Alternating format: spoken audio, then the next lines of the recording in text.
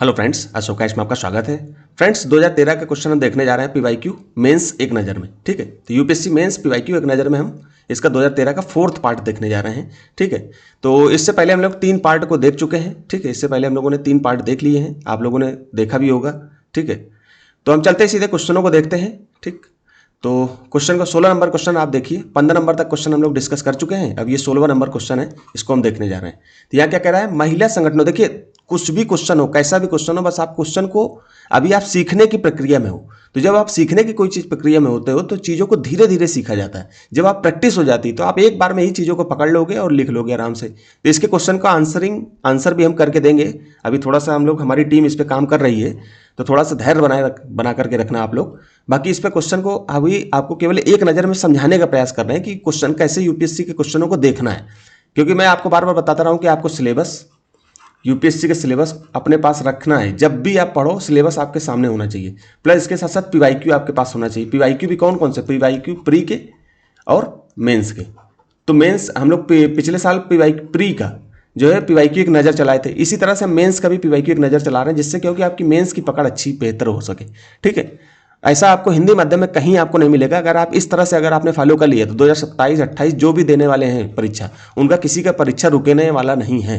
बस आपको जिस तरह से मैं बता रहा हूँ, जिस तरह से मैं गाइड कर रहा हूँ, बस इस तरह से आप इसको फॉलो करते रहिए। सही डायरेक्शन में पढ़ोगे तो आपको सब कुछ सही दिशा में मिलती चली जाएगी। ठीक है, तो बाकी हमारी स्कीम आपको पता ही है, हम लोग क्या क्या लेकर के आएंगे, क्या क्या हमारा प्रोग्राम चल रहे हैं। आप पीछे की वीडियो में हम लोगों ने सब बता रखा है, आप चाहो तो वहां जाकर के देख सकते हो। ठीक, बाकी यहाँ पर हम लोग क्वेश्चन को समझते हैं, इधर उधर की बात करेंगे, समय ज़्यादा जाएगा, इसलिए सीधे हम क्वेश्चन पे आकर के बात करते हैं। ठीक, तो यहाँ क्या कह रहा है 16 नंबर क्वेश्चन में, महिला संगठनों को लिंग भेद से मुक्त करने के लिए। अब महिला संगठन होते हैं तो वहां पर केवल, जब मान लो एक संगठन है महिला, ठीक है, तो इसमें महिला सदस्य ही ज्यादातर होते हैं। ठीक है, महिला सदस्य ही होती हैं, तो इसको लिंग भेद से मुक्त करना है। लिंग भेद से मुक्त कब होगा, जब इसमें पुरुष को भी सदस्यता मिल जाएगी। मान लो ये संगठन है, इसमें महिला सदस्य, अगर पुरुष को भी इसमें डाल दिया जाए तो ये लिंग भेद से मुक्त हो जाएगा संगठन। और जब लिंग भेद से मुक्त हो जाएगा तो फिर आपके व्यू क्या है, मतलब टिप्पणी कीजिए, आपका व्यू क्या है इसमें। अगर लिंग भेद से मुक्त हो जाएगा तो कैसा समाज बन सकता है, कैसा स्त्री विमर्श के हिसाब से किस तरीके से आप इसको लिख सकते हो। तो भारतीय समाज में लिखना है इसको। ठीक है, भारतीय समाज को ध्यान में रख करके लिखना है, ये क्वेश्चन भारतीय समाज का है, तो आपको उसी संदर्भ में इसको लिखना है। अब इसके बारे में हम लोग बढ़िया से चर्चा करेंगे। क्वेश्चन लिख करके मैं इसको दूंगा बढ़िया से 2 शब्दों में। अभी आप केवल इसको समझना है, क्वेश्चन को समझना है, तो आप इसको हो सकता है कि समझ गए होंगे। ठीक है, मैं मान के चल रहा हूं कि आपको समझ में आ गया होगा। 17 नंबर क्वेश्चन है, अगर ना समझ में आया हो आप कमेंट में बताना दोस्तों, कि अगर कोई चीज़ आपको नहीं समझ, क्योंकि मैं यहाँ पर ज़्यादा चर्चा नहीं कर सकता इस पर, क्योंकि हमको इसके बाद इसका जो है फ्रेमिंग करके या 200 शब्दों का क्वेश्चन हमको लेकर के आना ही है। तो हम इस पर यहाँ चर्चा कर देंगे, फिर वहाँ फिर दोहराव हो जाएगा, कुछ बच्चे फिर देखेंगे नहीं। अभी क्या है कि अभी शुरुआत है, तो आपको केवल क्वेश्चन को समझने के संदर्भ में केवल इतना बताया जा रहा है। ठीक है, तो इसको फिर से पढ़िए, जहां दिक्कत ना आए, जहां दिक्कत आए आप हमको कमेंट करिए, हम उस पर जो है विचार करेंगे, देखेंगे। अगर नहीं समझ में आया तो हम फिर से लेकर के आ जाएंगे क्लास। ठीक है, 17 नंबर क्वेश्चन में आप देखिए, भारत में, बिल्कुल धीमे से पढ़ना है, बिल्कुल ध्यान से एक एक शब्द को पकड़ते हुए, भारत में वृद्ध जन समूह पर, अब जो वृद्ध जन समूह है मतलब बूढ़े लोग जो हैं, उन पर वैश्वीकरण के प्रभाव का समालोचनात्मक परीक्षण कीजिए। जब क्वेश्चन पूछ कह रहा है, ये चीज आपकी बहुत महत्वपूर्ण हो जाती है। समालोचना मतलब कि आपको आलोचना भी करनी है, लेकिन समान रूप से करनी है। थोड़ी सी आलोचना करनी है, फिर उसके सकारात्मक पॉइंट भी आपको बताने हैं। तो यहाँ वृद्ध जन समूह जो हमारा है, वो वृद्ध जन समूह का वैश्वीकरण का क्या प्रभाव पड़ रहा है उन पर, है ना।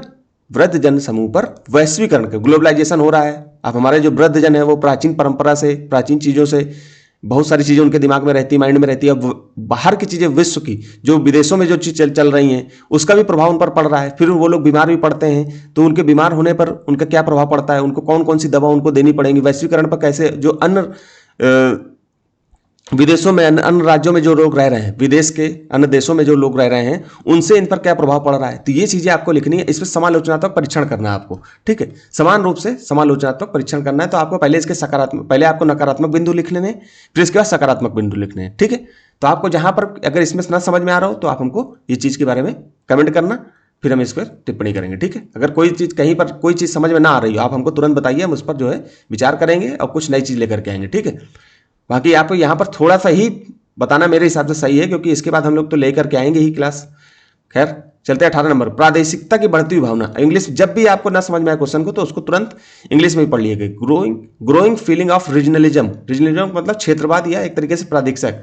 2013 में पूछा गया क्वेश्चन है। उस समय 2013 में तेलंगाना राज्य को लेकर के काफी मांग हो रही थी। ठीक है, तेलंगाना राज्य अलग भी हुआ था, तो इसलिए यूपीएससी ने यह प्रश्न बना दिया कि प्रादेशिकता की बढ़ती हुई भावना पृथक राज्य की मांग का प्रमुख कारण है। विवेचना करनी है, आपको बताना है कि यह प्रमुख कारण है कि और भी अन्य कारण है। तो पहले और भी अन्य कारण संसाधन को लेकर के हैं, भाषा को लेकर के है, ठीक है। अन्य कारण भी आपको चर्चा करनी है। तो अन्य कारण में क्या क्या कारण है वो आपको चर्चा करनी है, 200 शब्दों में आपको ये बताना है, ठीक है। समझ में आ गया क्वेश्चन? अगर कहीं पर कोई दिक्कत हो आप हमें बताना, ठीक है। इसमें ज्यादा चर्चा करने के लिए है नहीं, इसलिए मैंने केवल इसको बस आपको दिखाना है, क्योंकि कई बच्चे क्या होते हैं कि देखते ही नहीं है, प्रश्नों को नहीं देखते हैं।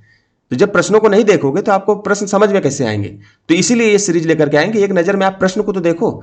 आगे चल करके मैं वैसे तो मैंने सिलेबस को भी बढ़िया से डिस्कस कर रखा है, लेकिन मैं अलग से एक एक पार्ट सिलेबस का भी बढ़िया से डिस्कस कर दूंगा इस पे, ठीक है दोस्तों।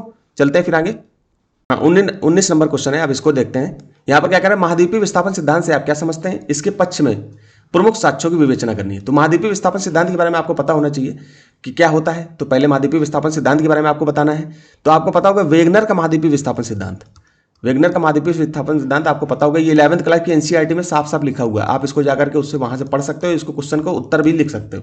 इसके प्रमुख साक्ष्यों के बारे में बताना है सिर्फ आपको, ठीक है। तो प्रमुख साक्ष्य आपको पता होंगे तो आराम से ये क्वेश्चन को लिख सकते हो। 100 शब्दों में लिखना है, ठीक है। पहले क्या होता था कि 19 नंबर मान लो क्वेश्चन है तो इसको दो पार्ट में बांट दिया कि इसके 2 क्वेश्चन लिख दो। ए नंबर इसको 100 शब्दों में लिख दो, बी नंबर इसको भी 100 शब्दों में लिख दो, ठीक है। फिर इसके क्या बात क्या कह रहा है, भारत के पूर्वी तट पर, अब देखिए आपको पता होना चाहिए कि भारत का जब आप मैप बनाओगे तो आपका ये पूर्वी तट हो जाएगा, ठीक है। ये आपका पश्चिमी तट, तो पूर्वी तट की बात कर रहा है। तो पूर्वी तट में आए हुए चक्रवात फाइलिन, अब ये फाइलिन उस समय आया हुआ चक्रवात था, उसके बारे में उन्होंने हल्का सा चर्चा कर दी। कहा गया है फाइलिन नाम बताया गया, ये एक बात उन्होंने यूपीएससी ने रखी। अब ये क्या कह रहा है, संसार में उष्णकटिबंधीय चक्रवातों को कैसे नाम दिया जाता है। तो आपको पता है कि 13 देश हैं, ये 13 देश अलग अलग नाम अपने अपने देते हैं, तो सब अपने अपने नाम देते हैं। तो इस तरह से 169 नाम हो जाते हैं, ठीक है।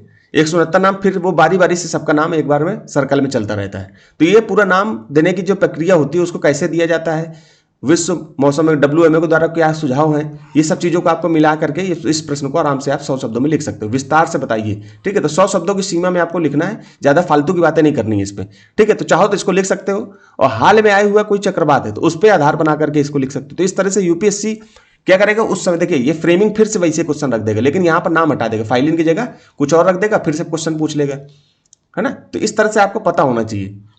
फिर क्या कह रहा है, 20 नंबर क्वेश्चन है, इसको भी 2 पार्ट में उन्होंने बांट दिया, ए और बी। तो संसार में यहां क्या कह रहा है, संसार के शहरी निवास स्थानों में ताप द्वीपों के बनने के क्या कारण है। अब आपको जैसे ताप द्वीप नहीं समझ में आ रहा तो तुरंत आप इंग्लिश में देखिए, bring out the cause for the formation of heat island in the urban habitat of world, ठीक है। तो हीट आइलैंड के बारे में यूपीएससी आपसे पूछना चाह रहा था। हीट आइलैंड कैसे, जब कंक्रीट के जंगल बन रहे हैं, बिल्डिंगें बन रही हैं, तो वहां पर हीट आइलैंड बनता चला जा रहा है। तो हीट आइलैंड जब बन रहा है तो इसके बारे में बनने के क्या कारण है उनके बारे में बताना है, ठीक है। तो इसके बारे में भी आप आराम से चर्चा कर सकते हो, ठीक। तो चलते हैं आगे। बी नंबर क्वेश्चन है 20 का, मौसम विज्ञान में ताप व्युत्क्रमण की घटना से आप क्या समझते हो। टेम्परेचर इन्वर्जन के बारे में आपको पता ही होगा कि जैसे जैसे आप पृथ्वी से ऊपर क्या जाओगे तो टेम्परेचर क्या होता है, घटता है। जब ये उल्टा होने लगे तो इसी को क्या बोल देते हैं, ताप व्युत्क्रमण। उस स्थान के मौसम तथा निवासियों को यह कैसे प्रभावित करता है, इसके बारे में भी आपको अच्छे से बताना है। कि जैसे आप देखोगे कि जो तट होता है वहां पर टेम्परेचर कैसा होता है, जब आप मध्य क्षेत्र में आओगे तो वहां पर टेम्परेचर कैसा होता है। भारत के संदर्भ में आप रेगिस्तान राजस्थान का टेम्परेचर देख सकते हो और इसके साथ साथ तटीय भाग का भी टेम्परेचर देख सकते हो। तो दोनों में अंतर कैसे, ये यहाँ के लोगों को कैसे प्रभावित करता है, यहाँ के जीवों को कैसे प्रभावित करता है, ये सब चीजें भी आपको पता होनी चाहिए। इसको भी आपको 100 शब्दों में लिखना है। तो इसमें भी सिंपल लिख सकते हो, कोई बहुत बड़ी चीज इसमें नहीं है, ठीक है दोस्तों। तो ऐसे ही प्रश्नों को लिखा जाता है, इसमें बहुत ही ज्यादा परेशान होने की जरूरत नहीं है। सिंपल प्रश्नों को समझना है और लिखना है, फालतू की बातें नहीं करनी है, ठीक है। टू द पॉइंट क्वेश्चन को लिखना है, क्योंकि शब्द सीमा भी होती है, 100 शब्दों में आपको लिखना है, तो टू द पॉइंट ही क्वेश्चन को लिखा जा सकता है, ठीक है। तो आपको बहुत अच्छे से जानकारी होगी तो आप आराम से लिख सकते हो, ठीक है। तो इसमें परेशान नहीं होना है, बस आपको अपने नॉलेज को बढ़ाते चले जाना है और इसकी प्रैक्टिस करनी बार बार। जब आप नॉलेज को बढ़ाते चले जाओगे, प्रैक्टिस करोगे बार बार, तो आराम से आपका क्वेश्चन होने लगेगा, ठीक है दोस्तों। तो यहीं तक रखते हैं दोस्तों, धन्यवाद।